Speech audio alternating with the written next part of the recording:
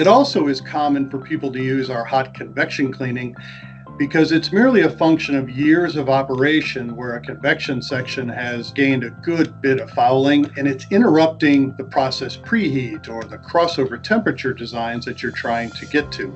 And again, with the turnaround being years away, here's a fantastic method to get you back to nearly design.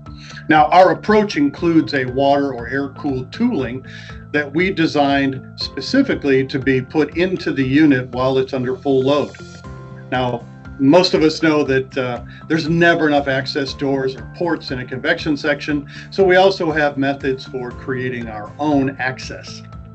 Now, the size of those doors or plugs and spacing, it's all part of our methodology to get the most tube surface accessible possible. So we'll look at coils and bundles and rolls and spacing, and that will drive the scope and ultimately the final benefit.